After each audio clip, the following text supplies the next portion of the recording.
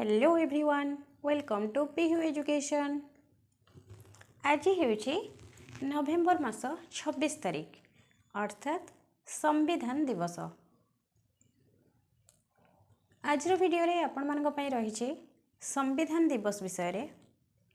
संविधान दिवस कौन, केबेठू एही दिवस आमे पालन करि आसुछु, एही दिवस पालन करिवार उद्देश्य कौन, एही प्रसंग को नहीं आज वीडियो संविधान दिवस। तो चलतु डेरी न करी वीडियोटी स्टार्ट करिबा। संविधान दिवस 26 नवेम्बर। विविधता मध्यरे एकता हेउछि आम भारतर वैशिष्ट्य। काश्मीर ठारू कन्याकुमारी पर्यंत व्यापीथिबा एही विशाल देशरे विभिन्न प्रकारर भाषा, उपभाषा, पोशाक, खाद्य, पानीय, संस्कृति, परंपरा आदि रे अनेक पार्थक्य देखा मिली थाए। ए परिस्थिति रे संविधान हेउछि एक विचारधारा जहाँकि प्रत्येक भारतीय को एकता सूत्र रे बांधि रखि थाए। नवेम्बर 26 हेउछि भारत पई एक स्वतंत्र दिवस, कारण एही दिन संविधान दिवस पालन करा जाए। अर्थात प्रति वर्ष नवेम्बर 26 तारिख को संविधान दिवस भाव में पालन करा जाए। 2015 मसीह भारत में संविधान दिवस पालन हो आसुछि। 2015 वर्ष थिला भारतीय संविधान जनक डॉक्टर भीमराव आंबेडकर 125तम जन्मवार्षिकी।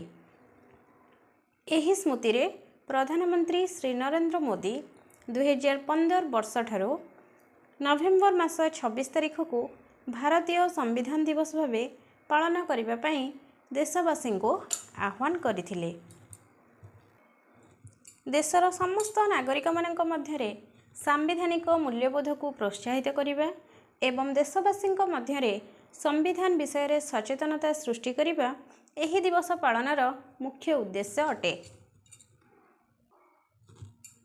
1949 मसीहा नवेम्बर 26 तारिख दिन भारतर संविधान सभा द्वारा संविधान गृहीत होइथिला एवं 1950 मसीहा जनवरी 26 तारिख रे प्रणयन करागला। राष्ट्रीय संविधान दिवस को राष्ट्रीय आईन दिवस एवं भारतीय संविधान दिवस रूपे मध्य पालन करा जाए। एही दिन स्कूल एवं कॉलेज मानकरे भारतर संविधान विषय रे आलोचना हेबा सह संविधान दिवस उत्साहर सह पालन करा जाए। डॉक्टर भीमराव आंबेडकर को भारतीय संविधान रचयिता कहा जाए। भारतर प्रथम आईन मंत्री डॉक्टर आंबेडकर संविधान कमिटीर अध्यक्ष मध्य थिले। भारतीय संविधान को संपूर्ण रूपे प्रस्तुत करने पई 2 वर्ष 11 मास 18 दिन समय लगिथिला। एहाकू इंग्राजी और हिंदी भाषा रे लिखा जाइथिला। एहा हेउछि विश्वर सर्वबृहत लिखित संविधान। 1950 मसीहा जनवरी 24 तारिख रे संविधान सभार 284 सदस्य संविधान रे हस्ताक्षर करथिले। एहार 2 दिन परे अर्थात जनवरी 26 तारिख रे समग्र देश रे एहाकू प्रणयन करा जाइथिला। भारतीय संविधान रे 448 टी अनुच्छेद, 25 भाग और 12 कार्यसूची रहिछि। संविधान रो तृतीय भाग रे नागरिकंक मौलिक अधिकार और चतुर्थ भाग रे 11 मौलिक कर्तव्य को मध्य स्थान दिया जाइछि। भारतीय संविधान हेउछि विश्वर सर्वबृहत लिखित संविधान। संविधान रो मूल कॉपी हाथ रे लिखा जाइथिला। संविधान रो प्रत्येक पृष्ठ रे एक सोना फ्रेम अछि एवं प्रत्येक अध्याय रो प्रारंभ पृष्ठ रे किछि न किछि प्रकारर कलाकृति रहिछि। प्रसिद्ध लेखक प्रेम नारायण रायजादा संविधान रो मूल कॉपी प्रस्तुत करथिले। संविधान रो मूल नकल गुड़िक संसदर लाइब्रेरी भितरे संरक्षित। जो बाक्स रे संविधान रो मूल हस्तलिखन कॉपी संसदर लाइब्रेरी रे रखा जाइछि, सेथिरे हिलियम भरा जाई नाफ्थालीन टैबलेट सहित फैनेल कपड़ा रे गुड़ाई रखा जाइछि। भारतीय संविधान रो मूल संरचना भारत सरकार 1935 उपरे आधारित।